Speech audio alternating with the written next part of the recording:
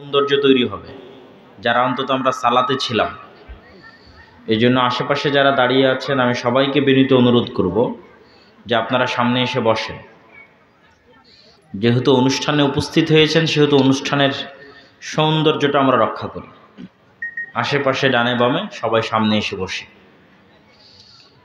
আর মাইকের আওয়াজ যতদূর পর্যন্ত যাচ্ছে আমি সকলকে উদাত্ত আহ্বান জানাবো, যারা আজকের এই প্রোগ্রাম এবং এই অনুষ্ঠানের কথা জানেন, অবগত আছেন, তারা এখনই অনুষ্ঠান স্থলে চলে আসেন। কেননা আমাদের দেশের যে গতি অনুযায়ী প্রধান বক্তা 10টা, 10:30, 11টায় উঠবে, আজকের অনুষ্ঠানে সেটি হচ্ছে না। আজকের অনুষ্ঠানে আমাদের আলোচনা ঈশার পরেই শুরু হয়েছে এবং এই আলোচনার মাধ্যমে অনুষ্ঠান শেষ হয়ে যাবে। ফলত যারা এই অনুষ্ঠানে অংশগ্রহণ করবেন মনে করে আশেপাশে অবস্থান করছেন এবং মাইকের আওয়াজ শুনতে পাচ্ছেন, তারা অতি দ্রুত প্যান্ডেলে চলে আসবেন। মা বোনেরা থেকে শুরু করে আমাদের ভাইয়েরা থেকে শুরু করে সকলকেই আমি উদাত্ত আহ্বান জানাচ্ছি।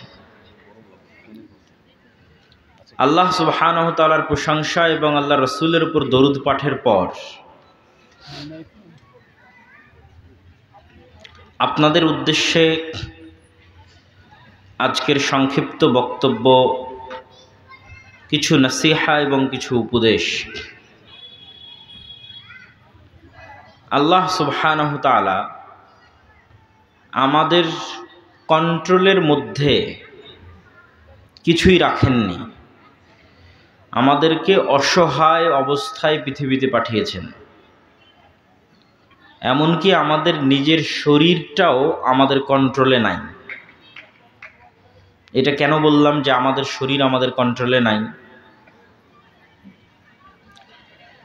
আমাদের শরীরের মধ্যে আমি ভাত খাবার খেলাম, খেয়ে আমার শরীরকে বলবো তুমি এই খাবারটাকে সুগারে রূপান্তর না করে এটাকে প্রোটিনে রূপান্তর করো, শরীর কি তা করবে? তা করবে না। কেননা শরীর আমার কথা শুনবে না। ওকে যেভাবে সেট আপ করা আছে ও সেভাবে কাজ করবে। এবং আপনি আশ্চর্য হবেন, যে কোনো অভিজ্ঞ ডাক্তারকেও যদি জিজ্ঞেস করেন যে আমাদের ব্রেন এটা বুঝতে পারে কিনা যে আমি ভাত খাচ্ছি না বিরিয়ানি খাচ্ছি না পাউরুটি খাচ্ছি, এটা ব্রেন বুঝতে পারে না। ব্রেন বুঝতে পারে যে আমি সুগার খাচ্ছি না প্রোটিন খাচ্ছি না ভিটামিন খাচ্ছি না কি খাচ্ছি, জাস্ট এই জিনিসটা সে বুঝতে পারে। দেখা যাচ্ছে প্রত্যেক যেই জিনিস থেকে ভিটামিন বি আসতে পারে বা ভিটামিন ডি আসতে পারে সেটাকে সে ভিটামিন হিসেবে গণ্য করে। কিন্তু সেই ভিটামিন ডিটা আমি সূর্যের তাপ থেকে নিলাম না মুরগির ডিম থেকে নিলাম, এই পার্থক্যটা ব্রেন করতে পারে না। ঠিক আমি রুটি খাই আর ভাত খাই আর আপনার সুগার তৈরি হতে পারে, সরাসরি চিনি খাই, সবগুলো ব্রেনের কাছে সমান, সবই চিনি। এবং যখন চিনি শক্তি উৎপাদন করে এবং প্রচুর পরিমাণে কার্যক্রম পরিচালনা করলে সেই শক্তিটা শরীরের কাজে লাগে। এই শক্তিটাকে আবার বিজ্ঞানের ভাষায় বলে ক্যালোরি। একটা মানুষ যদি সারাদিন কোনো কাজ না করে এমনি বাড়িতে বসে থাকে তাহলে ওর 1700 থেকে 1800 ক্যালোরি খরচ হবে শুধু আর এই ফুসফুস, লাঞ্চ, হার্ট এগুলো পাম্প করতে, ব্রেন চলতে, এমনকি ঘুমিয়ে থাকলেও ক্যালোরি খরচ হবে, শক্তি ক্ষয় হবে। তো যখন আমি প্রচুর পরিমাণে ভাত খাচ্ছি, প্রচুর পরিমাণে রুটি খাচ্ছি তথা বেশি ক্যালোরি অবজর্ভ করছি, বেশি চিনি অবজর্ভ করছি শরীরের মধ্যে, তখন আমার ব্রেন মনে করে যে আমি হয়তো সামনে এমন কোনো দিন আসতেছে যে আমি হয়তো অনেক দিন না খেয়ে থাকব, অথবা আমি হয়তো এত উঁচু পাহাড়ে উঠব যে আমার প্রচুর শক্তির দরকার, এই জন্য আমি এত খাবার আগেই স্টক করতেছি। কেন? প্রয়োজনের অতিরিক্ত শক্তি শরীরে ঢুকতেছে, ক্যালোরি শক্তি শরীরে ঢুকতেছে। তখন ব্রেন সেগুলোকে জমা করে, জমা করলেই তখন আমরা বুঝতে পারি যে আমাদের ভুঁড়ি হচ্ছে অথবা আমার স্বাস্থ্য বেড়ে যাচ্ছে। এটা ব্রেন জমা করে। ব্রেন তো আর জানে না যে আপনি খেতেই আছেন, এটা আসলে শেষ হবে না। ব্রেন মনে করতেছে যে আপনি হয়তো সামনে হিমালয় পাহাড়ে উঠবেন, অতএব এখানে চর্বি জমা করতে হবে, যাতে হিমালয় পাহাড়ে টানা 1 মাস কোনো খাবার না থাকলে আর কঠোর পরিশ্রম হলে তখন এটাকে খরচ করে করে সে চলবে। এইভাবে মানুষের ব্রেন কাজ করে।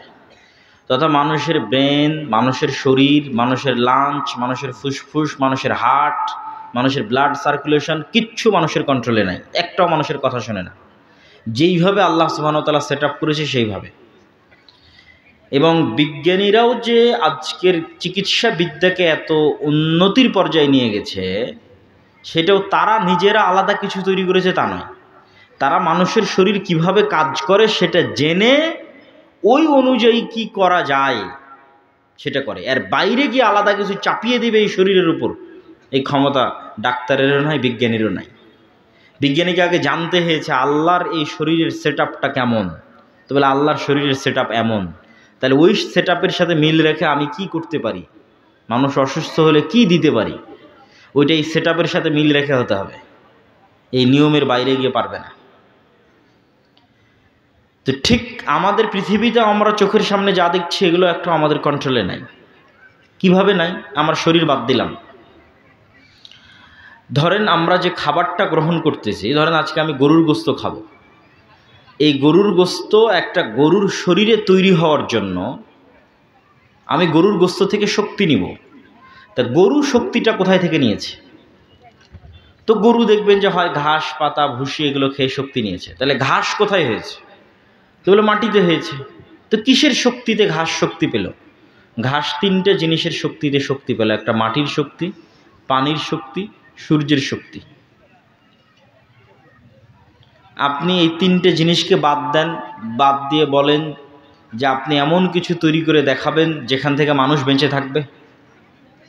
যে মানুষ মাটি বাদ দিল, অক্সিজেন বাদ দিল, পানি বাদ দিল, সূর্য বাদ দিল, দিয়ে এমন কিছু তৈরি করলো যেটা দিয়ে এখন মানুষ টিকে থাকবে। একটা কিছু বানাক মানুষ।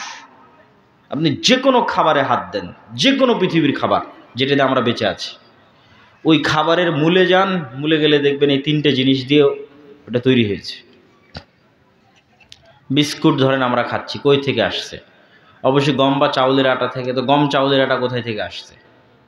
কোনো একটা জমি থেকে, যেখানে আল্লাহর পানি দেওয়া হয়েছে, আল্লাহর মাটি ব্যবহার করা হয়েছে, আল্লাহর সূর্য ব্যবহার করা হয়েছে। তো সূর্য কি মানুষের কন্ট্রোলে? কথা বলেন, সূর্য কি মানুষের কন্ট্রোলে?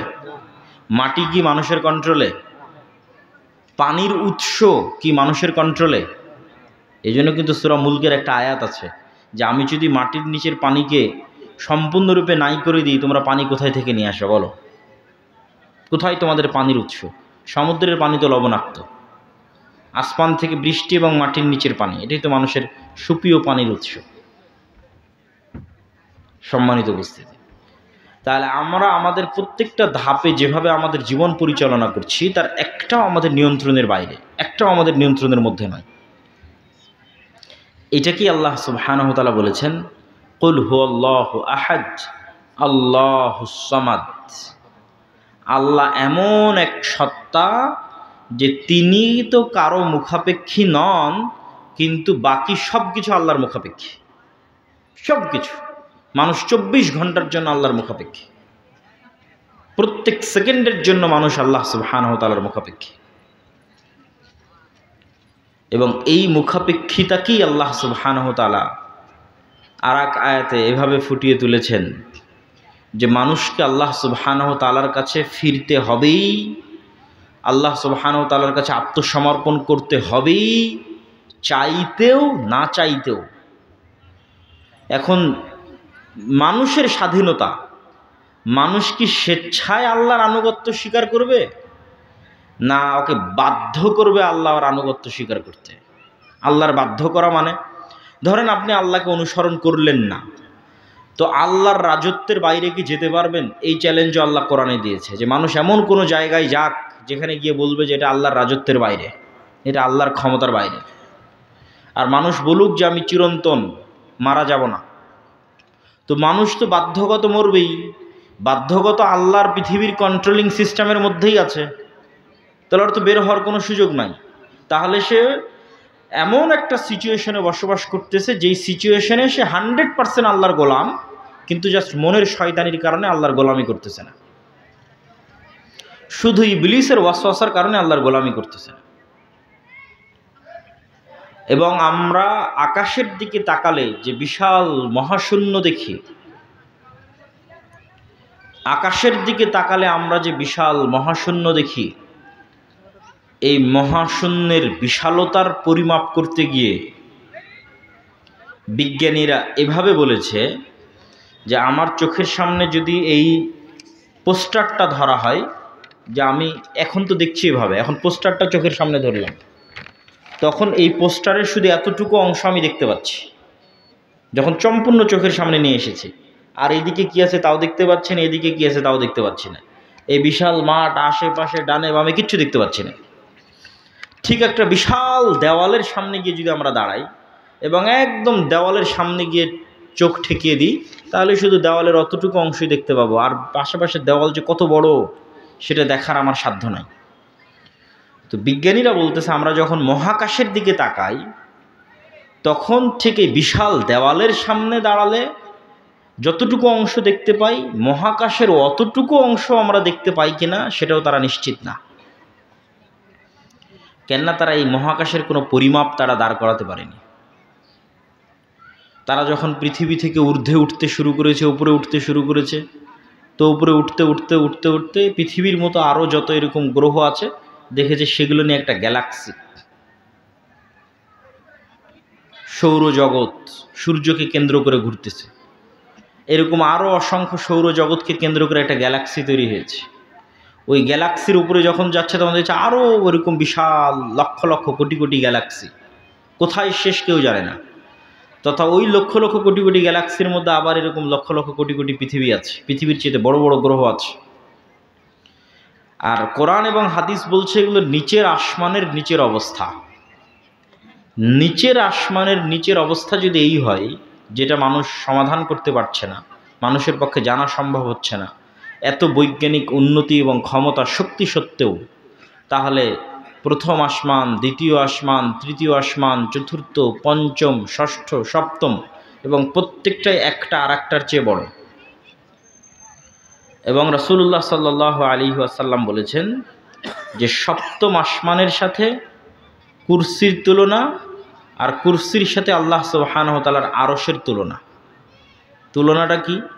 ধরেন আমি নিচের আসমানেরই এরিয়া নির্ধারণ করতে পারি না, তো এই নিচের আসমানের চাইতে দ্বিতীয় আসমান তার চেয়ে বড়, তার চেয়ে তৃতীয়, চতুর্থ, পঞ্চম, ষষ্ঠ, সপ্তম। তো সপ্তম আসমানের তুলনা দিচ্ছে কুরসির সাথে, কুরসির তুলনা দিচ্ছে আরশের সাথে। তখন রাসূল সাল্লাল্লাহু আলাইহি ওয়াসাল্লাম বলছেন, বিশাল মরুভূমিতে পড়ে থাকা এক টুকরো আংটির মতো। বলেন আল্লাহু আকবার। তো আমি তো নিচের আসমানেরই পরিমাপ করতে পারি না, তাহলে আল্লাহ সুবহানাহু ওয়া তাআলার বিশালতা, মহানতা, তার শক্তি, তার সামর্থ্য, তার পাওয়ার, তার কন্ট্রোলিং ক্ষমতা, কোনো কিছুর বাইরে আমাদের যাওয়ার সক্ষমতা নাই। এই জন্য তাওআন আও কারহা, মানুষ কি স্বেচ্ছায় আল্লাহকে মেনে নিবে, না আসলে আল্লাহর অবাধ্য অবস্থায়, অপমানিত অবস্থায় কিয়ামতের মাঠে উঠবে, সেটা মানুষের নিজস্ব সিদ্ধান্তের ব্যাপার।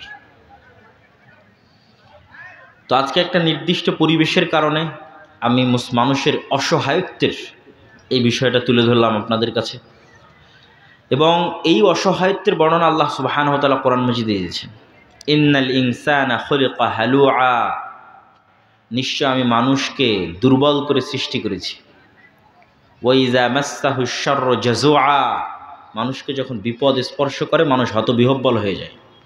ওয়া ইযা মাসসাহুল খায়রু মানুআ, মানুষকে যখন কল্যাণ স্পর্শ করে মানুষ অহংকারী, কৃপণ হয়ে যায়। তাহলে এট এ টাইম একই সাথে মানুষের চরিত্রের উত্থান পতন আল্লাহ দেখাচ্ছে। এখনই বিপদে পড়েছে, অসুস্থ হয়েছে, অ্যাক্সিডেন্ট করেছে, তো তার চেয়ে তো অসহায় ব্যক্তি আর পৃথিবীতে কেউ নাই, তার চেয়ে হতবিহ্বল, ভীত সন্ত্রস্ত ব্যক্তি পৃথিবীতে আর কেউ নাই। আর এখনই অসুস্থ হয়নি, অ্যাক্সিডেন্ট করেনি, কোটি কোটি টাকার মালিক, বিশাল ক্ষমতার মালিক, তখন তার অহংকার আর তার কৃপণতার শেষ নাই। এই মানুষের এই মজাদার স্বভাবের কথা আল্লাহ সুবহানাহু ওয়া তাআলা তুলে ধরেছেন।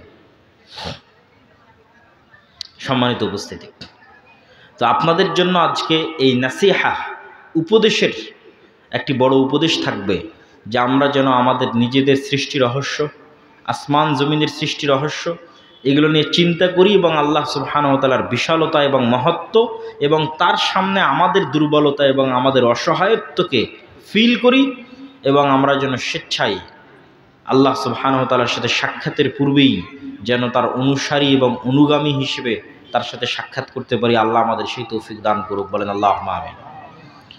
এখনও আপনারা যারা মাঠে দাঁড়িয়ে আছেন অথবা আশেপাশে দাঁড়িয়ে আছেন বা আসছেন, তাদেরকে আমি প্যান্ডেলে বসার জন্য অনুরোধ করব। এবং আপনারা যারা এই অনুষ্ঠানে উপস্থিত হতে চেয়েছেন তাদেরকে মাথায় রাখতে হবে যে আমাদের অনুষ্ঠান শুরু হয়ে গেছে। প্রধান বক্তা 10টা সাড়ে 10টায় আসবে সেটা নয়, প্রধান বক্তা চলে এসেছে, উপস্থিত হয়েছে এবং অনুষ্ঠান শেষ হয়ে যাবে দ্রুত সময়ের মধ্যে। অতএব যারা এই অনুষ্ঠানে উপস্থিত হতে চেয়েছিলেন তাদেরকে আমি উদাত্ত আহ্বান জানাবো, যতটুকু সময় আপনাদের সামনে আলোচনা করব ততটুকু সময়ে আলোচনাটা গুরুত্ব দিয়ে শুনবেন ইনশাআল্লাহ, এবং আপনাদের কাছ থেকে ভালোভাবে বিদায় নিয়ে যেতে চাই। আল্লাহ সুবহানাহু ওয়া তাআলা সেই তৌফিক দান করুক, আল্লাহুম্মা আমিন। তো মূল আলোচনায় শুরু করি। মূল আলোচনার আজকের যে বিষয়টা আপনাদের সামনে তুলে ধরতে চাই সেই বিষয়টি হচ্ছে সমাজ সংস্কারে বা রাষ্ট্র সংস্কারে আমরা আসলে কি করতে পারি এবং আমাদের কি করা উচিত এবং কিভাবে আমরা সামনে আগাতে পারি। আমরা একটা প্রজেক্ট নিয়ে দীর্ঘদিন থেকে কাজ করতেছি, সেটা হচ্ছে দাওয়া ইলাল্লাহ নামে মক্তব প্রজেক্ট। এবং আলহামদুলিল্লাহ এখন অন্তত এতটুকু আমি শুনতে পাই যে আজ থেকে 2-3 বছর আগে যখন কোনো এলাকায় যেতাম তখন এটাও তো শুনতাম না। এখন অন্তত যেখানেই যাই না কেন এরকম 3-4 জন পাই যে বলে যে ভাই আপনাদের মক্তবের ট্রেনিং নিয়েছি, আপনাদের সিলেবাস অনুযায়ী আমার এলাকায় মক্তব চলতেছে। আর এরকম 4-5 জন 7-8 জন পাওয়া যায় যে ভাই আপনাদের সাথে মক্তব পরিচালনার জন্য কি করব, কিভাবে সামনে আগাতে হবে। এই কথাটুকু আজ থেকে 2-3 বছর আগে কিন্তু শুনতাম না। যেমন আজকে আপনার এখানে আসলাম, এখানেও এরকম 2 জন ব্যক্তির সাথে আমার সাক্ষাৎ হলো যারা আমাদের থেকে মক্তবের ট্রেনিং নিয়েছে। ট্রেনিং নেওয়া মানে এখান থেকে জামিয়া সালাফিয়াতে অন্তত 1 সপ্তাহ গিয়ে থেকেছে এবং 1 সপ্তাহ নিয়মিত ক্লাস করেছে। ক্লাস করার পর নিজে নির্ধারিত নির্দিষ্ট সিলেবাস পেয়েছে, সেই সিলেবাস নিয়ে গ্রামে এসে সেটা পড়িয়েছে। এবং এই রমাজান মাসে আমাদের ট্রেনিং প্রাপ্ত 500 মক্তব, যে সমস্ত মক্তবের শিক্ষকেরা 1 সপ্তাহ জামিয়া সালাফিয়াতে এসে ট্রেনিং নিয়েছে, এইরকম মক্তবের সংখ্যা, ট্রেনিং প্রাপ্ত শিক্ষকের সংখ্যা 500। এই 500 মক্তবের শিক্ষককে আমরা পুরো রমজান মাসব্যাপী আরও জোরদারভাবে কাজ করার জন্য অনুরোধ এবং আহ্বান জানিয়েছিলাম এবং তাদের জন্য রমজান শেষে ঈদের পূর্বে একটা ন্যূনতম হাদিয়ার ব্যবস্থা আমরা করেছিলাম। তো কালকে গেছিলাম হচ্ছে আপনার ইয়েতে নাচল, তারপরে আজকে আসলাম হচ্ছে আপনাদের এখানে, তো আলহামদুলিল্লাহ দুর্গাপুরে। তো নাচলও এরকম কয়েকজনের সাথে সাক্ষাৎ হলো, এখানেও সাক্ষাৎ হলো যারা ট্রেনিং নিয়েছে, রমজান মাসব্যাপী দাওয়া ইলাল্লাহর মক্তব পড়িয়েছে এবং ঈদের পূর্বে হাদিয়াও গ্রহণ করেছে। বলেন আলহামদুলিল্লাহ। এই যে একটা ব্যাপক কার্যক্রম পরিচালিত হচ্ছে, এইটার প্রভাব একদিনে দেখা যাবে না। এটার প্রভাব এরকম না যে এখানে একটা বিশাল সম্মেলন করে দিলাম, দিয়ে দেখালাম আমার জনবল কত, আমার সাপোর্টার কত, এই প্রভাব এটাতে তৈরি করা যাবে না। এটার প্রভাব হচ্ছে সুদূর প্রসারী, দীর্ঘমেয়াদী। যে আমরা যদি এই সংখ্যাটাকে, মসজিদ ভিত্তিক এই মক্তবের সংখ্যাটাকে কল্পনা করেন যে একটা সেম সিলেবাসে ট্রেনিংপ্রাপ্ত শিক্ষকরা সারা বাংলাদেশের সব মসজিদে মক্তবে পড়াচ্ছে এবং নির্ধারিত সময়ে বছর শুরু হচ্ছে, নির্ধারিত সময় শেষ হয়ে যাচ্ছে, ব্যাচ শেষ হলে একদল ছাত্র বের হয়ে যাচ্ছে, তাহলে দেখা যাবে যে আজ থেকে 10 বছর পর বাংলাদেশের, আমারই এরকম হতে পারে যে আজ থেকে 10 বছর পর আমি হয়তো বাংলাদেশের কোনো একটা অফিসে গেছি, একজন ব্যক্তি ডিসি হয়ে বসে আছে, যে বলতেছে যে আমি আপনার অধীনে যে মক্তব পরিচালিত হতো সেখানে আমি পড়েছিলাম। এটা হতে পারে না, পারে না? বলেন। অবশ্যই হতে পারে। এইটা হলো সুদূর প্রসারী প্রভাব, যে আপনি শুধু 2% মাদ্রাসার ছাত্রদেরকে দিন শিখিয়ে সমগ্র দেশকে পরিবর্তন করতে পারবেন না। সমগ্র দেশের যেটা মেইন স্ট্রিম সেটা হচ্ছে 98%, তারা হচ্ছে school college, school going students, তাদের নিয়ে কাজ করতে হবে। সেইটার একটা আমাদের প্রজেক্ট হচ্ছে দাওয়া ইলাল্লাহ, এবং আপনাদের প্রতি উদাত্ত আহ্বান থাকবে যে এইটাতে আপনারা সম্পৃক্ত হবেন। যাতায়াত খরচও দেওয়া লাগতেছে না ট্রেনিং নেওয়ার জন্য, আবার যে বইটা সিলেবাসে পড়াবেন না ছাত্রদের ওই বই কিনতে হচ্ছে না আপনাকে কিনতে হচ্ছে, সবই আমরা দিচ্ছি ফ্রি। প্রত্যেক ছাত্রের জন্য যে বইটা লাগবে সে বইটা আমরা ফ্রি দিচ্ছি। আবার আপনার টিচার ট্রেনিং নেবে সেটাও ফ্রি দিচ্ছি। আবার আপনার টিচারকে চেষ্টা করতেছে অন্তত বছরে একবার যেন তাকে হাদিয়ে দিতে পারে, অন্তত বছরে 2 ঈদে যেন তাকে হাদিয়ে দিতে পারে। সংখ্যায় কল্পনা করেছেন 500 মক্তবের শিক্ষককে যদি আমি 2000 করেও হাদিয়ে দিই, 3000 করেও হাদিয়ে দিই, তো অন্তত 15 লক্ষ টাকা লাগবে। তো এইগুলোর ব্যবস্থা তো আর আমরা করছি না, এগুলোর ব্যবস্থা আল্লাহ সুবহানাহু ওয়া তাআলার মাধ্যমে বাংলাদেশেরই মানুষজন করতেছে, বলেন আল্লাহু আকবার। তাহলে আপনি কেন এই উদ্যোগ থেকে পিছিয়ে থাকবেন? কেন আপনার মক্তবকে জামিয়া সালাফিয়ার সাথে আর দাওয়া ইলাল্লাহর সাথে সম্পৃক্ত করবেন না? দ্বিতীয় আর একটা উদ্যোগ আমরা গ্রহণ করেছি, সেটা হচ্ছে ক্ষুদ্র ঋণ, কর্জে হাসানা। এই কর্জে হাসানাটা এমন নয় যে সারা বাংলাদেশ থেকে যার ইচ্ছা সে আবেদন করলো কর্জে হাসানা নিয়ে নিল, এটা না। এই কর্জে হাসানাটা এই যে মসজিদগুলো চলতেছে, এই মসজিদগুলোকে শক্তিশালী করা, যে মসজিদগুলোতে আমাদের অধীনে মক্তব পরিচালিত হচ্ছে সেই মসজিদকে পাওয়ারফুল করা, এম্পাওয়ার করা, তথা একমাত্র ওই মসজিদের মাধ্যমে ওই এলাকাতেই কর্জে হাসানা বন্টন হবে, তথা ওই এলাকার মানুষ এইটা জানবে যে এলাকায় মক্তবটা চলতেছে, যে এইখানে যেমন একটা, এই মসজিদে যেমন একটা দিন শিক্ষার ব্যবস্থা আছে, আবার এই মসজিদ থেকে কর্জে হাসানা হিসেবে অর্থনৈতিক সহযোগিতা পাওয়া যায়, বলেন আল্লাহু আকবার। তাহলে যেই সামাজিক পাওয়ারটা পাশ্চাত্য এনজিওরা তৈরি করেছে, সেই সামাজিক ক্ষমতাটা মসজিদের কাছে চলে আসবে, মসজিদের ইমামের কাছে চলে আসবে। মসজিদের ইমামও নিজে ফিল করবে যে আমি তো তাহলে পাওয়ারফুল, আমি আমার গ্রামের একটা মানুষকে কর্জে হাসানা দিতে পারতেছি। এইটা সমাজে ইম্প্যাক্ট ফেলবে, যে আমাদের প্ল্যান হচ্ছে, আমাদের টার্গেট হচ্ছে যে একটা মসজিদের ইমাম বা একটা মসজিদের সাথে সম্পৃক্ত দায়িত্বশীল ওই এলাকার মেম্বারের চেয়ে সামাজিকভাবে পাওয়ারফুল হবে, বলেন ইনশাআল্লাহ। এটা সম্ভব না অসম্ভব? সম্ভব।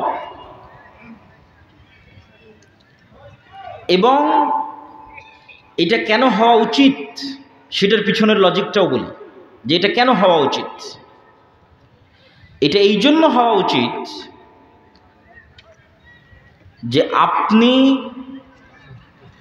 যখন সমাজকে পরিবর্তন করতে চাইবেন, তখন আপনাকে গোড়া থেকে কাজ শুরু করতে হবে, একদম তৃণমূল থেকে কাজ শুরু করতে হবে। এখন তৃণমূলে গিয়ে আপনি দেখতেছেন আমি একটা বিশাল লেকচার দিয়ে চলে গেলাম সুদ হারাম, আপনারা বক্তব্য শুনলেনও সুদ হারাম, পরের দিন ঠিকই আপনার প্রয়োজন হচ্ছে, আপনার সমস্যা হচ্ছে, আপনি যেখানে সুদের ভিত্তিতে লোন পাওয়া যাচ্ছে সেখান থেকে নিচ্ছেন। তাহলে আমি তো আপনাকে ওই সার্ভিসটা দিতে পারছি না, যে আপনাকে যে আমি সুদ মুক্ত একটা সহযোগিতা করে আপনারও যে একটা দাঁড়ানোর ব্যবস্থা করে দেবো সেটা তো আমি করছি না। তাহলে আপনি কেন সুদ মুক্ত থাকবেন? অথচ সুদ মানুষকে গোলাম করে, সুদ মানুষকে গোলাম বানায়, সুদের ভিত্তিতে লোন মানুষকে মিথ্যা বলা শিখায়। আর কর্জে হাসানা এমন একটা বিধান যার কথা আল্লাহ সুবহানাহু ওয়া তাআলা বলছে, ওমাই ইয়াকরিদুল্লাহ করদান হাসানা। তোমাদের মধ্যে এমন কে আছে যে আল্লাহকে কর্জে হাসানা দিবে? আমি কর্জে হাসানা দিলাম আপনাকে, কিন্তু আল্লাহ বলছে আমি এই কর্জে হাসানা কাকে দিলাম? আমার সাথে একটু কথা বলেন। আপনি আমার কাছে আসলেন, আমি আপনাকে 50,000 কর্জে হাসানা দিলাম, এটা তো আমি আপনাকে দিলাম। তো আল্লাহ বলতেছে আব্দুল্লাহ তুমি এই কর্জে হাসানা ওই ব্যক্তিকে দাওনি, কর্জে হাসানাটা কাকে দিয়েছো? আল্লাহকে দিয়েছো। আল্লাহু আকবার। এই জন্য ইসলামের সিকিউরিটি সিস্টেম হচ্ছে, ইন্স্যুরেন্স সিস্টেম হচ্ছে সোশ্যাল ইন্স্যুরেন্স। ইসলামের লাইফের ইন্স্যুরেন্সও সোশ্যাল, ফ্যামিলি ইন্স্যুরেন্সও সোশ্যাল, সব কিছুই সোশ্যাল। ইসলামের আলাদা কোনো ইন্স্যুরেন্স নাই যে ব্যাংকে গিয়ে ইন্স্যুরেন্স জমা দিতে হবে, এটা সোশ্যাল ইন্স্যুরেন্স। আপনি মারা গেলে আপনার সোসাইটির দায়িত্ব, এরকম একটা সমাজ গড়ে উঠুক, এটা ইসলাম চায়। মসজিদ ভিত্তিক একটা সমাজ গড়ে উঠুক, যে সমাজ দায়িত্ব নিবে, যে ব্যক্তিটা মারা গেলে তার ছেলে মেয়ে কীভাবে জীবন চালাবে, এই ব্যক্তিটা মারা গেলে তার স্ত্রী কিভাবে জীবন চালাবে, কিভাবে তাকে সহযোগিতা করা হবে, এটা দায়িত্ব নেবে সোসাইটি। এটা সোশ্যাল ইন্স্যুরেন্স। যখন এটার বাইরে আমরা বের হয়ে গেছি, তখন সব কিছু সম্পৃক্ত হয়ে গেছে সুদের সাথে। এবং আজকের ইউরোপ এবং আমেরিকায় সুদের যে ইকোসিস্টেম তৈরি হয়েছে, ইকোসিস্টেম থেকে আপনি বের হতে পারবেন না। আপনাকে বলা হচ্ছে আপনি ক্রেডিট কার্ড ব্যবহার করেন। ক্রেডিট কার্ড ব্যবহারের সিস্টেমটা কি? ধরেন 1 টাকাও নাই ক্রেডিট কার্ডে, মানে আপনি 1 টাকাও রাখেননি ক্রেডিট কার্ডে, তারপরও ব্যাংক আপনাকে বলতেছে আপনি 10,000 টাকা খরচ করতে পারবেন এই কার্ড ব্যবহার করে। আপনি 1 মাস পর ধীরে ধীরে পরিশোধ করিয়েন, বা আপনার বেতন থেকে আমরা কেটে নেব, কিন্তু সুদের সাথে কেটে নেবে। তাহলে একবার 10,000 টাকা খরচ করলেন, খরচ করার পর আপনার বেতন থেকে কেটে পরিশোধ হয়ে গেল। পরের বার ব্যাংক আপনাকে বলবে, আপনার যদি কোনো ব্যালেন্স নাও থাকে আপনার ব্যালেন্স বাড়িয়ে দিবে, বলবে এখন আপনি 50,000 টাকা খরচ করতে পারেন ক্রেডিট কার্ড। 50,000 টাকা আপনি একবার পরিশোধ করে দিলেন, এবার ব্যাংক বলবে এবার আপনি 1 লাখ টাকার ক্রেডিট কার্ড খরচ করতে পারেন। তাহলে 5 বছর থেকে আপনি ক্রেডিট কার্ড ব্যবহার করতেছেন, মানে সুদের ভিত্তিতে লোন নিচ্ছেন, আবার সুদের ভিত্তিতে পরিশোধ করতেছেন। এখন আমেরিকা এবং ইউরোপে যখন আপনি একটা বাসা ভাড়া নিতে যাবেন, ভাই আমাকে একটা বাসা ভাড়া দাও, বলবে দেখি তোমার ক্রেডিট কার্ড, তো ক্রেডিট কার্ডে 5 বছরের লেনদেন ঠিক আছে, উইদাউট সিকিউরিটি আপনাকে বাসা দিয়ে দেবে, মানে সিকিউরিটি মানি ছাড়া বাসা দিয়ে দিবে। আর বলবেন না আমি তো সুদের লেনদেন করি না, আমি তো ক্রেডিট কার্ড রাখি না, বলে সিকিউরিটি মানি দাও। একদিন, 1 সেকেন্ড, 1 ধাপ সুদ ছাড়া ফেলতে পারবেন না। এইরকম একটা পৃথিবীতে ইকোসিস্টেম তৈরি করা হয়েছে, যেটা আমাদের দেশেও আসতেছে। এই ইকোসিস্টেমের বিরুদ্ধে আপনাকে লড়াই করতে হবে, কিন্তু আমরা লড়াইটা বানিয়ে নিয়েছি কম্প্রোমাইজিং সিস্টেম। এই কারণে লড়াইটা প্রকৃত লড়াই হয়নি। এই জন্য সুদমুক্ত কর্জে হাসানা পরিচালনা করা চ্যালেঞ্জ, কিন্তু এটাই লড়াই সুদের বিরুদ্ধে। আমরা এই দ্বিতীয় অর্থনৈতিক লড়াইটা শুরু করেছি। আর বলছিলাম কেন মসজিদকে পাওয়ারফুল করতে হবে। গত 16 বছর বাংলাদেশের গ্রাম পর্যন্ত যে পলিটিসাইজ হয়েছে তথা রাজনীতিকরণ হয়েছে গ্রাম পর্যন্ত গত 16 বছর, এখন সেই জায়গায় শূন্যতা বিরাজ করছে। হ্যাঁ, আমাদের গোলামির স্বভাবের কারণে আমরা আগে এক দলকে জুলুম করার সুযোগ দিতাম, এখন আর এক দলকে জুলুম করার সুযোগ দিচ্ছি, এবং চোখের সামনে দেখতেছি। আমাদেরই আশেপাশের এক জায়গায় একজন ব্যক্তি ব্যবসায়ী বিশাল পুকুর খনন করে নতুন করে মাছ আবাদ করবে। তো একটা নির্দিষ্ট রাজনৈতিক দলের নেতারা চাঁদা নেওয়ার জন্য পুকুরের কাজ বন্ধ রেখে দিয়েছে, যে এত টাকা চাঁদা দেন, দিয়ে তারপরে পুকুরের কাজ করেন। কেউ কথা বলার নাই, কেউ বাধা দেওয়ার নাই। তাহলে আমরা নিজেরা মাজলুম হওয়ার রাস্তা, যেমন গত 16 বছর এক দলের হাতে মাজলুম হতাম, আবার আর কারো কাছে যেন মাজলুম হওয়া যায় সেটার রাস্তা আমরা মেনে নিচ্ছি। এটা হচ্ছে গোলামের স্বভাব।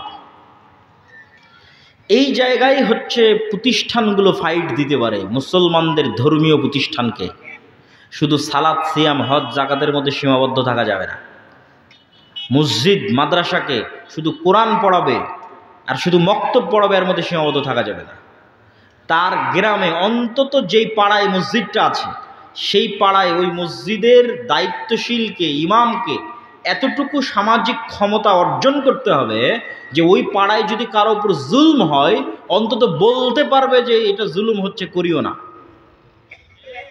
অন্তত গিয়ে বলতে পারবে এটা অন্যায়, এটা করিও না।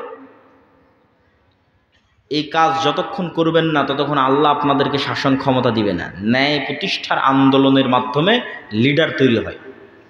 আর আমাদের আলেম ওলামা এবং আমরা যে হয় মসজিদ মাদ্রাসা চালাই, এটা সম্পূর্ণ গোলামির সিস্টেম। এখানে গোলাম তৈরি হয়, যে দেশে কি হচ্ছে, গ্রামে কি হচ্ছে, সমাজে কি হচ্ছে আমি কিচ্ছু জানি না, খালি নামাজটা কোনো মতে পড়লেই হলো। কিন্তু আপনার চোখের সামনে আরেকজনের উপর জুলুম হচ্ছে, আপনি বাধা দিবেন না, ন্যায় প্রতিষ্ঠার জন্য চেষ্টা করবেন না, আপনি নেতা হবেন কিভাবে?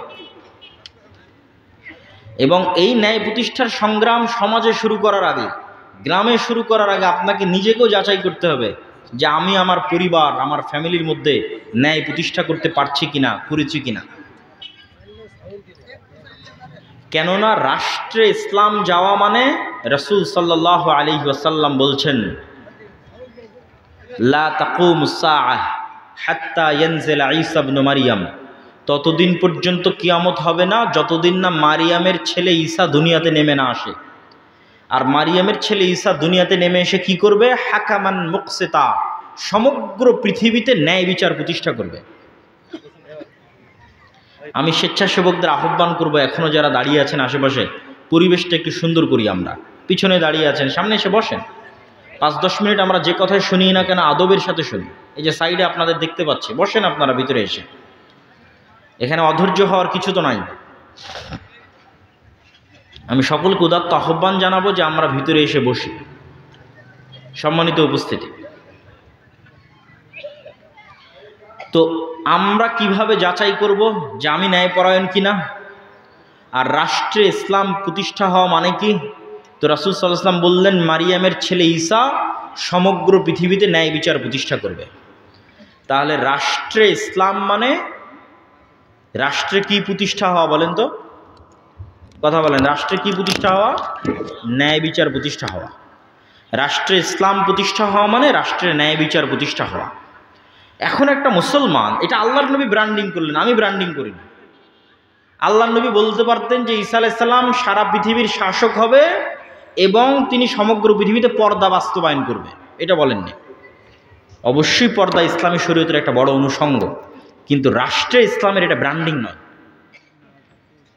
তিনি এটাও বলেননি যে রাসূল ঈসা আলাইহিস সালাম সমগ্র পৃথিবীর শাসক হবে এবং সমগ্র পৃথিবীতে সালাত প্রতিষ্ঠা করবে।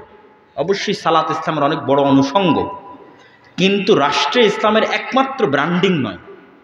রাষ্ট্রে ইসলামের 1 নম্বর ব্র্যান্ডিং ন্যায় বিচার প্রতিষ্ঠা করবে, মানে কোনো মানুষের উপর জুলম হবে না, জিরো জুলম,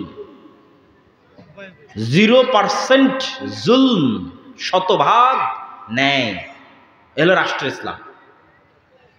এখন মনে করেন আমি আপনি আপনার গ্রামে আপনার বোনকে আপনার বাপের সম্পত্তিতে আপনি ন্যায়ের সাথে ভাগ দেননি, বোনকে ঠকিয়েছেন বাপের জমি ভাগ করার সময়, যেটা কম দামে পানিতে ডুবে থাকে, কম আবাদ হয়, কম ফসল, দূরে, সেটা বোনকে দিয়েছে, অথবা দেনইনি। অথচ দেখা যাচ্ছে আপনি নামাজ পড়েন ঠিকই, সব কিছু ঠিক আছে, হজ করেছেন, সবই ঠিক আছে, কিন্তু আপনার বোনের প্রতি আপনি ইনসাফ করেননি, ন্যায় প্রতিষ্ঠা করতে পারেননি। এখন আপনি বলেন তো, আল্লাহ কি আপনাকে রাষ্ট্রের নেতা হওয়ার যোগ্য মনে করবে? করবে না। আপনার সালাত দেখে আর আপনার হজ দেখে আল্লাহ আপনাকে নেতা বানাবে না। কেন? আল্লাহ জানে যে আমার দৃষ্টিতে ক্ষমতা মানে ন্যায় প্রতিষ্ঠা করা। এই তো ন্যায় প্রতিষ্ঠার বোনের সাথে করতে পারেনি। একে তো ক্ষমতা দিলে কালকে গত 16 বছর যা দুর্নীতি হয়েছে তার চেয়ে বেশি দুর্নীতি করবে। ঠিক এইভাবে আমাদের রক্তের মধ্যে ধোঁকা, মিথ্যা, শঠতা ঢুকে গেছে। ইউরোপ আমেরিকায় এরকম অসংখ্য মুসলমান আছে যার জন্ম নিবন্ধন কার্ড, যার পাসপোর্ট, যার কি বলে ওর নাম, ওখানে গেছে যে সরকারের থেকে বেনিফিট নিবে, বেনিফিটের আবেদন, প্রবেশ, কাগজপাতি তৈরি, সব কিছু মিথ্যার উপর দাঁড়িয়ে আছে, সব কিছু ফলস, মিথ্যার উপর দাঁড়িয়ে আছে। এবং এই মিথ্যা অতিরিক্ত সুবিধার জন্য সে মিথ্যা কোনো মুসলমানকে বলতেছে না, সে আর একটা ইহুদি খ্রিস্টানকে মিথ্যা বলতেছে। কে বলতেছে? মুসলমান বলতেছে। এইভাবে আমাদের রক্তের মধ্যে মিথ্যা, ধোঁকা, শঠতা ঢুকে গেছে। তাহলে আমি তো নেতা হতে পারবো না, আল্লাহ তো আমাকে নেতা বানাবে না। আমি হয়তো আপনাকে ধোঁকা দিয়ে আপনার থেকে মাপ চাই না, বোনকে বললাম, বোন তোমার প্রতি ন্যায় প্রতিষ্ঠা করতে পারি না, আমাকে মাফ করে দাও। বোন হয়তো মাফ করে দিল, জান্নাতে চলে গেলাম। বাট আমি লিডার না, আমি নেতা না। আল্লাহ আমাকে নেতা বানানোর যোগ্য কোনোদিন মনে করবে না। নেতা বানানোর যোগ্য ব্যক্তিকে অবশ্যই শতভাগ সত্যবাদী, অবশ্যই শতভাগ ন্যায়পরায়ণ হতে হবে। সে নেতা, সে লিডার। এই জন্য আমি বলি, আজকের যুগের মুসলমানেরা মক্কার কাফের মুশরিকদের চাইতেও এই দিক দিয়ে নিম্ন স্তরে অবস্থান করছে। কেননা মক্কার কাফের মুশরিকদের সর্দার আবু সুফিয়ান তার চিরশত্রু মুহাম্মদ সাল্লাল্লাহু আলাইহি ওয়াসাল্লামের নামে জেরুজালেমে বসে বাদশাহ হিরাক্লিয়াসের দরবারে একটা কথাও মিথ্যা বলেনি। কোনো রেকর্ডার নাই, কোনো লাইভ নাই, কিচ্ছু নয়। আবু সুফিয়ান চাইলে সব কথা মিথ্যা বলতে পারে, কেন? আমার শত্রু। কিন্তু আবু সুফিয়ান লিডার। আরবরা জানেই না যে লিডার কিভাবে মিথ্যা বলতে পারে। তো তার রক্তের মধ্যে নেতৃত্ব আছে। আবু সুফিয়ানের ছেলে মুআবিয়া, আবু সুফিয়ানেরই পরবর্তী বংশধর হচ্ছে উমাইয়া খেলাফতের শাসনামল, মুআবিয়া রাদিয়াল্লাহু তাআলা আনহু। মানে রক্তের মধ্যে নেতৃত্বের গুণ আছে। সত্য বা না বললে, ন্যায় পরায়ণ না হলে নেতা হওয়া যায় না। এই জন্য সকল নবী রাসূলকে আল্লাহ সুবহানাহু ওয়া তাআলা এই গুণের উপর জন্ম দিয়েছে। তা আমাদের এই গুণটা নষ্ট হয়ে গেছে কেন? আমরা দীর্ঘদিন ব্রিটিশদের গোলামি করার কারণে আমাদের এই গুণটা নষ্ট হয়ে গেছে। ঠিক যেমন বানু ইসরাইলেরা ফেরাউনের গোলামি করেছিল, তখন বানু ইসরাইলেরাও ধোঁকাবাজ, মিথ্যুক, প্রতারক, সংকীর্ণ মনা হয়ে গেছিল। যেই বানু ইসরাইলেরা চোখের সামনে দেখছে ফেরাউন ডুবে গেছে, সেই বানু ইসরাইলেরাই মুসা আলাইহিস সালামকে বলতেছে, যতক্ষণ তোমার আল্লাহকে দেখবো না ততক্ষণ ঈমান আনবো না। যেই বানু ইসরাইলেরা চোখের সামনে দেখছে সমুদ্রের মধ্যে তাদের জন্য 12টা রাস্তা তৈরি হলো, পাথর ফেটে 12টা ঝর্ণা তৈরি হলো, আসমান থেকে মান্না এবং সালোয়া খাবার আসলো, সেই বানু ইসরাইলেরাই বলতেছে, মুসা তুমি আর তোমার আল্লাহ গিয়ে যুদ্ধ করো, আমরা যুদ্ধ করতে পারবো না। তো তো এই যে 12টা রাস্তা তৈরি হলো, ঝর্ণা ফেটে 12টা পাথর ফেটে 12টা ঝর্ণা তৈরি হলো, এরা সব নবীর সন্তান। ইউসুফ আলাইহিস সালামের 12 ভাইয়ের পরবর্তী বংশধরের জন্য এই সম্মান। তো এরা কিভাবে এরকম প্রতারক হয়ে গেল, এরকম সংকীর্ণ মনা হয়ে গেল? ফেরাউনের অধীনে এরা 300 বছর গোলাম ছিল। মনে করেন আমার অধীনে 2টা গোলাম আছে, আমি একটা রুটি ওদের মধ্যে নিক্ষেপ করে দিলাম, তখন ওরা 3 দিন থেকে ক্ষুধার্ত আছে, ওই রুটিটা নিয়ে কাড়াকাড়ি লেগে গেল। এই যে রুটিটা নিয়ে কাড়াকাড়ি লেগে গেল, এটা হলো গোলামের নেচার। এখন এই রুটিটা পাওয়ার জন্য মিথ্যা বলবে, এই রুটিটা পাওয়ার জন্য ওকে মারবে, এই রুটিটা পাওয়ার জন্য ওকে ধোকা দিবে, সব কিছু করবে। ব্রিটিশরা আমাদের এভাবে ট্রেন আপ করেছে যে তোরা একটা টাকার জন্য মারামারি করবি, ক্ষমতার জন্য মারামারি করবি, মিথ্যা বলবি, আর একজনকে নিচে নামাবি, আর একজনকে টেনে নিচে নামাবি, তার জন্য হিংসা করবি, বিদ্বেষ করবি। জাস্ট এইভাবে আমাদেরকে ট্রেন আপ করেছে 300 বছর গোলাম অবস্থায়। তখন আমরাও হয়ে গেছি বানু ইসরায়েলের মতো, আমরাও আর মিথ্যা, ধোকা, দুর্নীতি ছাড়া কিছু বুঝি না। কিন্তু ইসলামের সবই আছে, কিন্তু ইসলামের আসল জিনিসই নাই। এই জন্য আমরা নামাজি হলেও, হাজি হলেও, আমরা হয়তো ক্ষমা মাপ চেয়ে জান্নাতেও যেতে পারবো, কিন্তু আমরা গোলাম থেকে মুক্ত হতে পারবো না, দাস, কৃতদাস। এই জন্য ফিলিস্তিনে 50,000 মুসলমানকে হত্যা করা হয়েছে গত 1.5 বছরে। ইসরায়েল হত্যা করেছে, ঠিক যেভাবে ফেরাউন বানু ইসরায়েলকে জবাই করতো। ইযাববিহুনা আবনাকুম ওয়া ইস্তাহিউনা নিসাআকুম, তাদের পুরুষ সন্তানদের জবাই করতো, মেয়ে সন্তানদের বাঁচিয়ে রাখতো। আমাদের অবস্থা ওই জায়গায় পৌঁছে গেছে, কেননা আমাদের নেতৃত্বের গুণাবলী আমরা হারিয়ে ফেলেছি। এই জন্য সুদের বিরুদ্ধে যুদ্ধ লাগবে, এই জন্য শিক্ষা লাগবে। কেননা সুদ মানুষকে মিথ্যা বলা শেখায়। এটা আমি বলছি না, রাসূল সাল্লাল্লাহু আলাইহি ওয়াসাল্লাম বলেছে। রাসূলুল্লাহ সাল্লাল্লাহু আলাইহি ওয়াসাল্লাম প্রত্যেকটা দোয়ায় বলতেন, আল্লাহুম্মা ইন্নী আউযুবিকা মিনাল মা'সামি ওয়াল মাগরাম। আল্লাহ, আমি কর্জ থেকে বাঁচতে চাই, গুনাহ থেকে বাঁচতে চাই। তো কর্জ থেকে বাঁচতে চাই, কিভাবে কর্জ থেকে বাঁচতে চাই? আল্লাহর নবী, আপনি কেন এত কর্জ থেকে বাঁচতে চান? তো রাসূল সাল্লাল্লাহু আলাইহি ওয়াসাল্লাম বলছে, মানুষ যদি আজ কর্জ নেওয়া শুরু করে, কাল মিথ্যা বলা শুরু করবে। তাহলে কর্জ মিথ্যার প্র্যাকটিস দেয়, সুদভিত্তিক লোন মিথ্যার প্র্যাকটিস দেয়। তাহলে আজকে আমি মিথ্যা বলছি মানে আমি তো কালকে নেতা হতে পারবো না। আমার ছেলে মিথ্যা বলছে মানে কিস্তির লোক আসছে, বলে দাও তোমার আব্বা বাড়িতে নাই, বা আব্বা অসুস্থ, বা আব্বা শ্বশুর বাড়ি গেছে, তাই আমার ছেলেকেও মিথ্যা বলা শেখাচ্ছে। আমার বউকেও ওই কিস্তির টাকা থেকে বাঁচানোর জন্য মিথ্যা বলা শেখাচ্ছে। তাহলে মিথ্যার কালচার শুরু হয়ে গেছে, মানে আমি অন্তত লিডার হতে পারবো না, অন্তত নেতা হতে পারবো না। এই নেচারগুলো হচ্ছে গোলামের নেচার। এবং এটা আমি রিয়েলাইজ করেছি যখন ইউরোপে দেখেছি আমাদের আফ্রিকান মুসলিম ভাইয়েরা, তারা আমাদের চাইতে দুর্নীতিতে, ছিনতাইয়ে, চুরিতে, ধোকাতে আমাদের চেয়ে নিম্ন স্তরের, মানে আমাদের চেয়ে খারাপ অবস্থায়। তো এতে পার্থক্য কেন? তো ফ্রান্স, ইতালি, স্পেন আমাদের উপর ইংল্যান্ড যা জুলুম করেছে, ফ্রান্স, ইতালি, স্পেন আফ্রিকান মুসলমানদের উপর তার চেয়ে 3 গুণ জুলুম করেছে।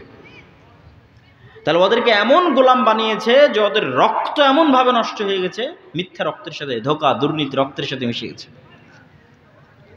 তা আমিও যখন মুসলমানদের স্বভাব দেখি তখন আমি আশ্চর্য হই। এই গত নির্বাচনের সময় রূপগঞ্জে দেখা যাচ্ছে প্রত্যেকটা মানুষ সব প্রার্থীকে বলছে আপনাকে ভোট দিব, যে তার কাছ থেকে টাকা নিয়েছে। মানে প্রত্যেকটা মানুষ মিথ্যা বলতেছে এবং সে মুসলমান দাবি করতেছে। সম্মানিত উপস্থিতি, তাহলে আপনি যদি বলেন আমি রাষ্ট্রে ইসলাম দেখতে চাই, গোড়ায় সংশোধন করতে হবে। রাষ্ট্রে ইসলাম দেখতে চান, তো ইসলাম রাষ্ট্রে গেলে তো ন্যায় বিচার লাগবে। তো ন্যায় বিচার প্রতিষ্ঠা করতে পারবে এরকম লোক কই? আপনি বলেন দেশে আলেম ওলামা, মসজিদ, মাদ্রাসা, ইসলামী দলের আমির সংগঠন।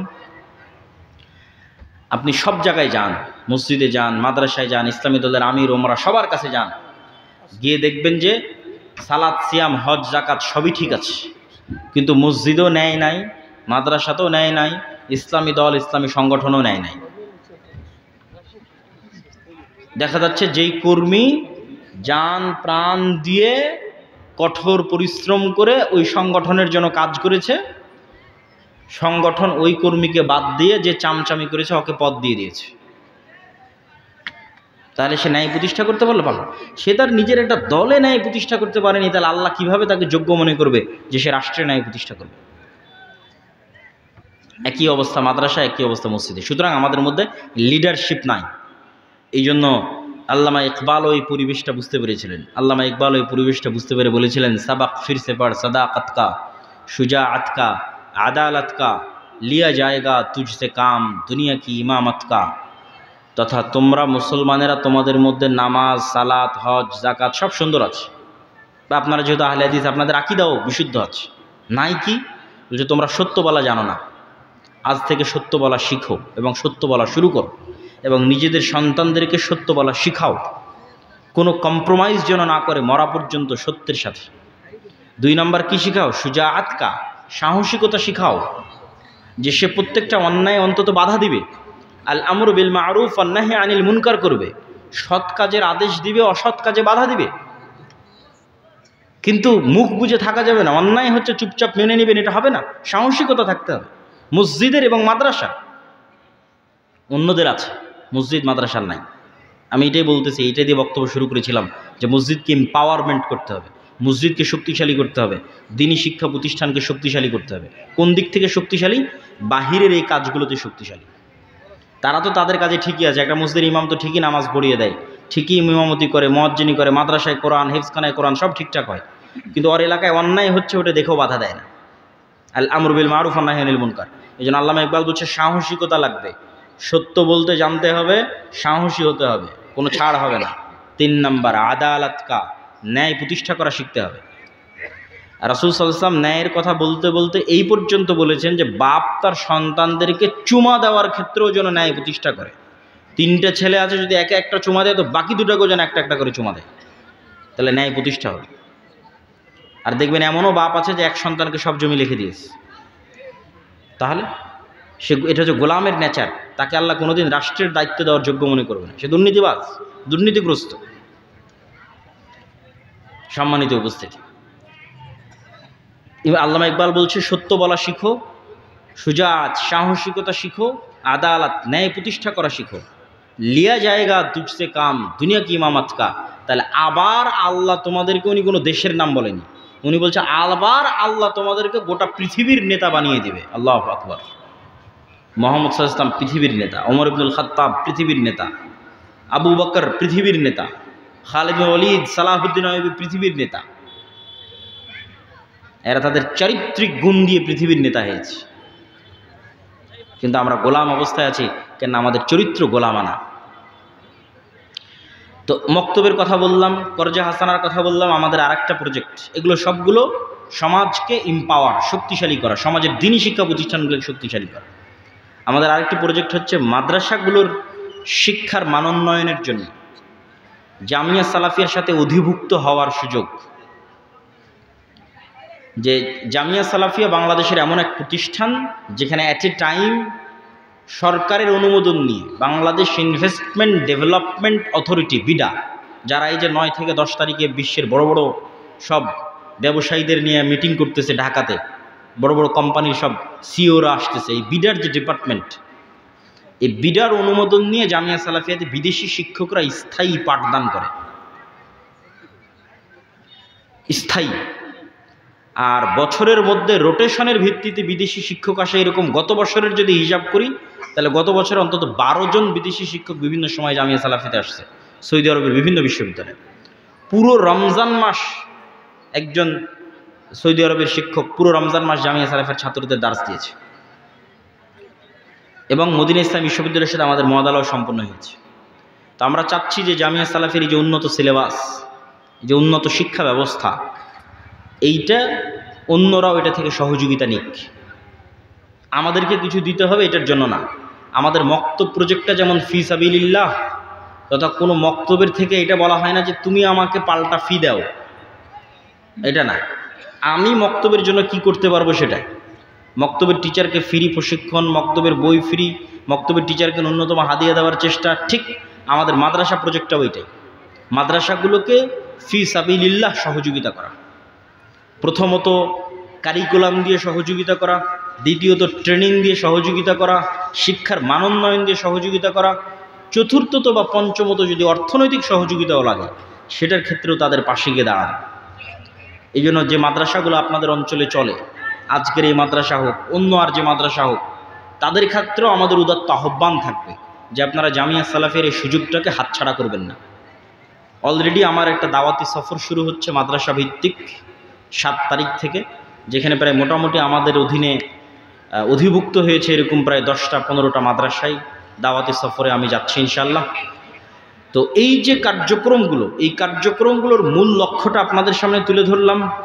মূল লক্ষ্যের পিছনের লজিকটা কি, কেন মসজিদকে শক্তিশালী হতে হবে, কেন দ্বীনি শিক্ষা প্রতিষ্ঠানকে শক্তিশালী হতে হবে, সেই লজিকটাও আমি আপনাদের সামনে তুলে ধরলাম। এবং এইটার মাধ্যমে যে সমাজ সংস্কার তৈরি হবে, এই সমাজ সংস্কারের মাধ্যমে যে লিডারশিপ তৈরি হবে, এই লিডারশিপ ভবিষ্যৎ বাংলাদেশকে পরিবর্তন করে দেবে। আপনি কল্পনা করেন যে এখন এই মুহূর্তে বাংলাদেশের প্রত্যেকটা ওসি, বাংলাদেশের প্রত্যেকটা ডিসি, বাংলাদেশের প্রত্যেকটা এসপি, বাংলাদেশের প্রত্যেকটা এসিল্যান্ড, বাংলাদেশের প্রত্যেকটা সাব রেজিস্ট্রার, যত বড় হাজি হোক, যত বড় নামাজি হোক, যে ও তাহাজ্জুদের নামাজ দেখিয়ে, জামাতে ইমামতি দেখিয়ে পাগল করে দিবে, দিয়ে বলবে যে আমি বড় কুতুব হয়ে গেছি, যত বড় নামাজি হাজি হোক, এতটুকু যদি নিশ্চিত করে যে সে তার দায়িত্বের জায়গায় 100% সৎ এবং 100% ন্যায়পরায়ণ, 100% আমানতদার, বাংলাদেশের কোনো রাজনৈতিক দলের ক্ষমতা নাই যে বাংলাদেশে দুর্নীতি করে। সে যত ক্ষমতার অধিষ্ঠিত হোক না কেন, সে যত পাওয়ারফুল হোক না কেন, তাহলে এইরকম একটা প্রজন্ম আমাদের গড়ে তুলতে হবে। বলেন আল্লাহ সুবহানাহু ওয়া তাআলা যেন আমাদের সেই তৌফিক দান করুক, বলেন আল্লাহুম্মা আমিন। সম্মানিত উপস্থিতি, যারা হয়তো শেষের দিকে আসতেছেন, মানে আমাদের এই আলোচনার শেষের দিকে, তারা হয়তো জানেন না যে আজকে আপনাদের, আচ্ছা তার আগে আরেকটি কথা বলি, সেটা হচ্ছে আপনাদের এই শিক্ষা প্রতিষ্ঠানের জন্য আপনাদের দান করতে হবে। এবং আপনাদের মধ্যে হয়তো তারা চাদর নিয়ে যাবে, এবং আমি এখনই নিয়ে যাওয়ার জন্য অনুরোধ জানাবো। তবে তার আগে 2 মিনিট একটা কথা শুনে। আমরা রমজানে ফেতরা দিয়েছি না? আপনারা ফেতরা দিয়েছেন না দেননি? ফেতরা দিয়েছেন। ফেতরা দিতে হয় কেন, হাদিসটা জানেন? রাসূল সাল্লাল্লাহু আলাইহি ওয়াসাল্লাম বলছেন যে ফেতরা তুমি দিচ্ছ তোমার রমজানের মধ্যে যে ভুল ত্রুটি হয়েছে সেই ভুল ত্রুটির কাফারা। আর একটা মাসলা তো আপনারা সবাই জানেন যে রমজানের দিনের বেলা যদি কেউ স্ত্রীর কাছে যায়, তাহলে হয় একটানা 60 দিন রোজা রাখতে হয়, নাহলে 60 জন মিসকিনকে খাওয়াতে হয়, নাহলে একটা গোলাম আজাদ করতে হয়। তো 60 জন মিসকিনকে খাওয়াতে কি লাগে বলেন তো? কি লাগে? টাকা লাগে। অথবা একটা গোলাম আজাদ করতে কি লাগে? টাকা লাগে। তাহলে দুনিয়াতে একটা হুকুম অমান্য করার জরিমানা আল্লাহ আদায় করতেছে টাকা দিয়ে। কথাটা আমার বুঝেন, যে দুনিয়াতে আপনি আল্লাহর একটা বিধান লঙ্ঘন করেছেন, তো আল্লাহ দুনিয়াতে জরিমানা আদায় করতেছে কি দিয়ে? একটু বলেন তো, কি দিয়ে আদায় করতেছে? টাকা দিয়ে আদায় করতেছে। এই টাকা দিয়ে জরিমানা আদায়ের সুযোগ কিয়ামতের মাঠেও থাকবে। মানে কোনো একটা ভুল করেছেন, আপনি জানেন না কার নামে গীবত করেছেন, কার নামে অপবাদ দিয়েছেন, কোথায় কবে নামাজ ঠিকমতো হয়নি, কোথায় কবে জাকাত ঠিকমতো দেননি, এগুলো সবগুলো জরিমানা দিয়ে কাভার দেওয়া যাবে। সেই জরিমানাটা কি? আগেই এখনই বেঁচে থাকতে পরকালের জন্য সেভিংস জমা রাখতে হবে দান করে।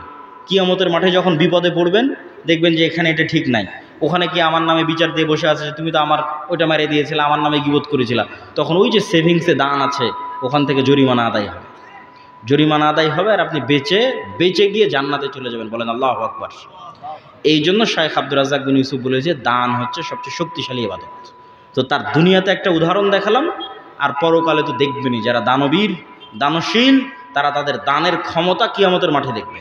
তো দুনিয়াতেই তো আল্লাহ টাকা দিয়ে জরিমানা দিয়ে আপনার গুনাহ মাফ করে দিচ্ছে, তো পরকালেও আপনার গুনাহ মাফ হওয়ার রাস্তা থাকবে, ইবাদতের খাংতি পূরণ করার রাস্তা থাকবে টাকা দিয়ে, কিন্তু সেই টাকাটা এখনই দান করে যেতে হবে।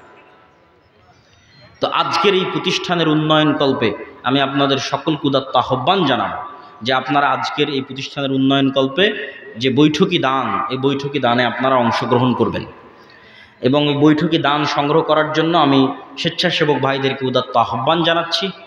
আপনি আরেকটা জিনিস, আপনি এটা মনে করবেন না যে আমি এই মাদ্রাসাকে দিলাম না তার মানে মাদ্রাসাকে বঞ্চিত করে দিলাম, না। আপনি বঞ্চিত হয়ে গেলেন এরকম একটা ভালো কাজ থেকে। এটা না যে মাদ্রাসা বঞ্চিত হয়ে গেল, যে যা ওকে টাকা দিলাম না ও বঞ্চিত হয়ে গেল, না। আপনি বঞ্চিত হয়ে গেলেন এত বড় একটা ভালো কাজ থেকে, মাহরুম হয়ে গেলেন।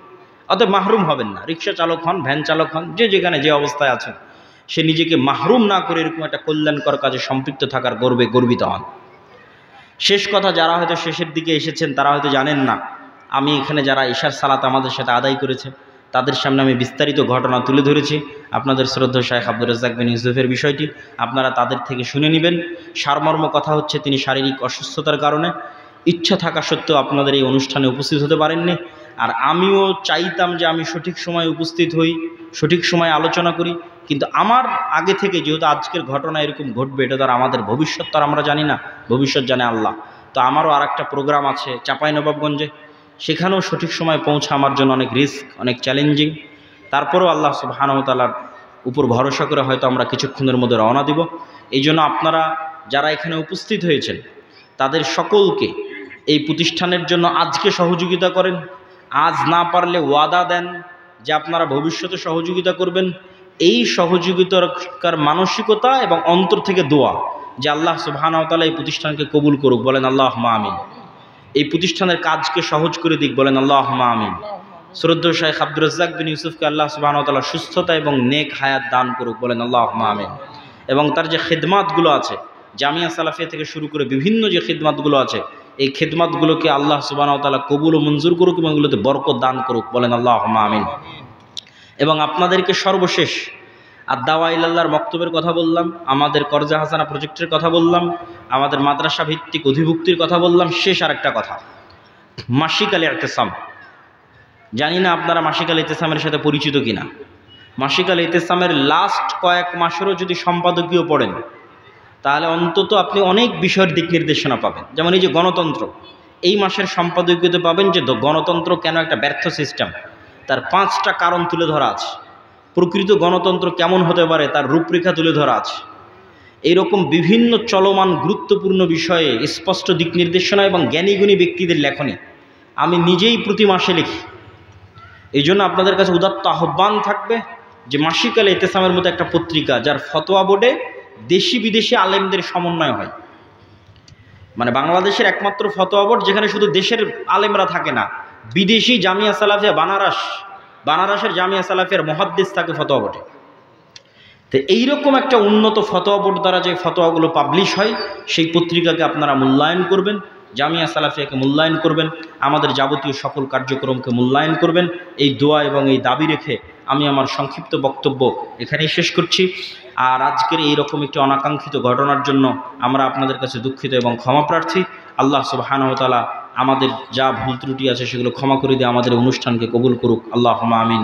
ওয়া আখির দাওয়ানা আলহামদুলিল্লাহি রাব্বিল আলামিন। আসসালামু আলাইকুম ওয়া রাহমাতুল্লাহি ওয়া বারাকাতুহু। স্বেচ্ছাসেবক ভাই যারা দান সংগ্রহ করছেন তারা আশেপাশে যারা দাঁড়িয়ে আছে তাদেরকেও বাদ দিবেন না, তাদের থেকেও সংগ্রহ করবেন।